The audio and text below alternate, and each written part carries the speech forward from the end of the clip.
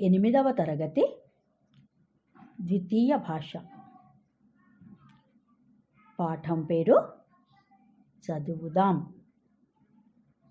దీన్ని రచించినది డాక్టర్ దాశరథి కృష్ణమాచార్యులు. చదువుదాం, వ్రాయుదాం. చదువుదాం, వ్రాయుదాం. సాధనాలు చేయుదాం. సాధనాలు చేయుదాం. దేశాన్ని రక్షించగా. దేశాన్ని రక్షించగా. కాసెబోసి నడుద్దాం. కాసెబోసి నడుద్దాం. చదువుదాం, వ్రాయుదాం. సాధనాలు చేయుదాం. దేశాన్ని రక్షించగా కాసెబోసి నడుద్దాం. ఇప్పుడు అర్థాలను నేర్చుకుందాం. సాధనం, ప్రయత్నం, రక్షించు, కాపాడు, కాసెబోసి, నడుం బిగించి. ఇప్పుడు సొంత వాక్యాన్ని నేర్చుకుందాం. రక్షించు, కాపాడు. వాక్యం: సైనికులు భారతదేశాన్ని శత్రువుల నుంచి రక్షిస్తారు. ఇప్పుడు వచనాల్ని నేర్చుకుందాం. ఏకవచనం, బహువచనం. సాధనం, సాధనాలు. దేశం, దేశాలు.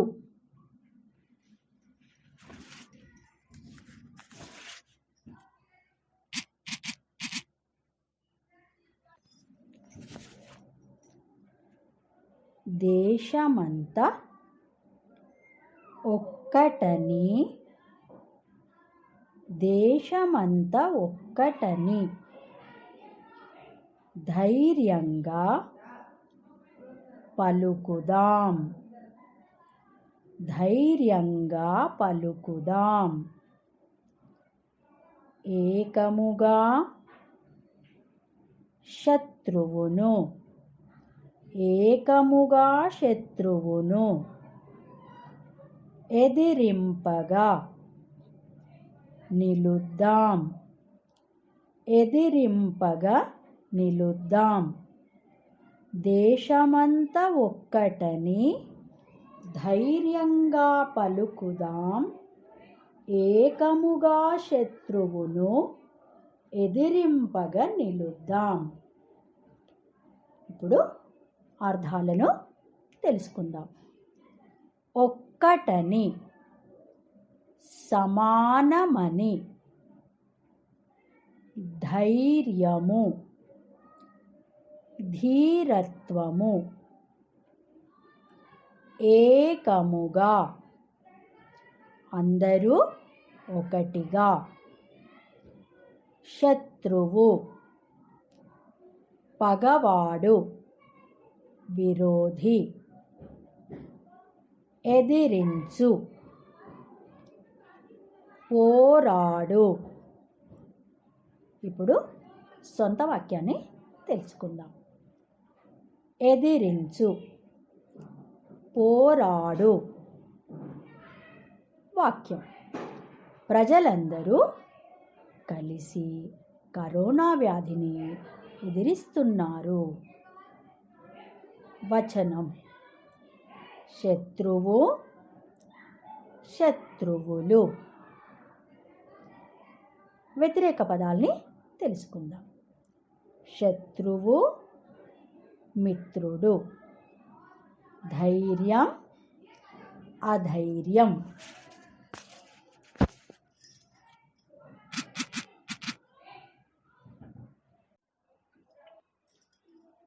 కులాలని మతాలని, కులాలని మతాలని కొట్లాటలు మానుదాం, కొట్లాటలు మానుదాం.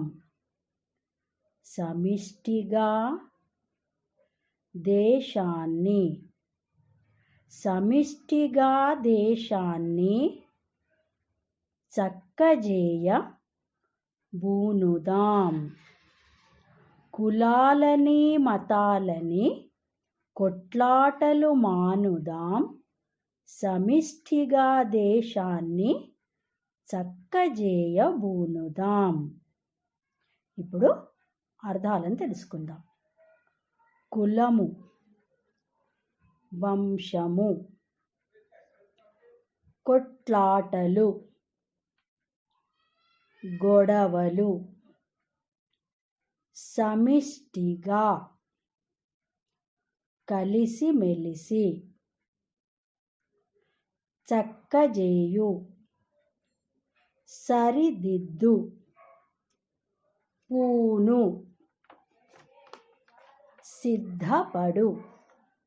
ఇప్పుడు సొంత వాక్యాన్ని తెలుసుకుందాం. సమిష్టి, కలిసిమెలిసి. వాక్యం: మనం సమిష్టిగా పనిచేస్తే ఎంతటి కఠినమైన పనులైనా సులువవుతాయి. ఇప్పుడు పర్యాయ పదాలనే నేర్చుకుందాం. కులము, వంశము, జాతి. సమిష్టి, కలిసి, ఉమ్మడి. సాధనము, ప్రయత్నం, అభ్యాసం. శత్రువు, వైరి, విరోధి. ఇప్పుడు ఆలోచించండి, చెప్పండి అనే అంశాన్ని తెలుసుకుందాం. ప్రశ్న: చదువుకోవటం వల్ల కలిగే లాభాలు ఏవి?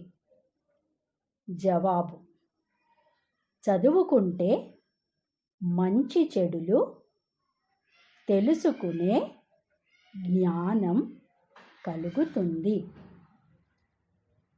సమాజంలో మంచి పేరు, గౌరవం కలుగుతాయి. మనిషి వికాసానికి, నడవడికకు తోడ్పడుతుంది. వివిధ రంగాలలో మంచి అవకాశాలు అంటే మంచి ఉద్యోగాలు వస్తాయి. ఇవి చదువుకోవటం వల్ల కలిగే లాభాలు.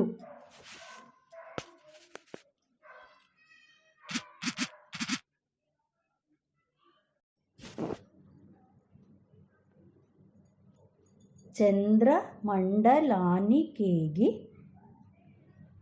చంద్రమండలానికేగి చంద్రుణ్ణే చూచొద్దాం,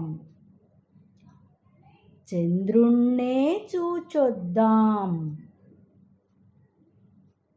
సూర్య మండలానికేగి, సూర్యమండలానికేగి సూర్యుణ్ణే చూచొద్దాం, సూర్యుణ్ణే చూచొద్దాం.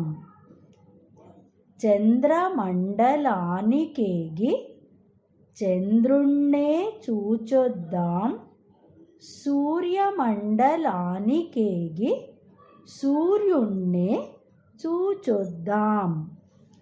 ఇప్పుడు అర్థాలు. చంద్రుడు, జాబిల్లి, మండలం, వలయాకారం, సూర్యచంద్రాదుల బింబం.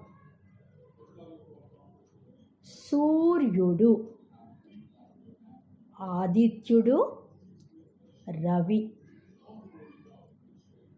ఏగి, వెళ్ళి. పర్యాయపదం. సూర్యుడు, ఆదిత్యుడు, భానుడు, రవి. సొంత వాక్యాన్ని నేర్చుకుందాం. చంద్రుడు, జాబిల్లి. వాక్యాన్ని నేర్చుకుందాం. చంద్రుడు చల్లని వెన్నెల నిస్తాడు. చంద్రుడు చల్లని వెన్నెలనిస్తాడు.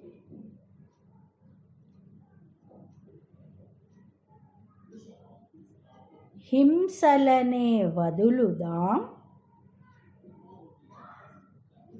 హింసలనే వదులుదాం, హింసలనే వదులుదాం.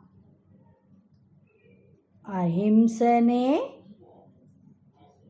వరింతాం, అహింసనే వరింతాం. గాంధీజీ చెప్పినట్టి, గాంధీజీ చెప్పినట్టి కరుణ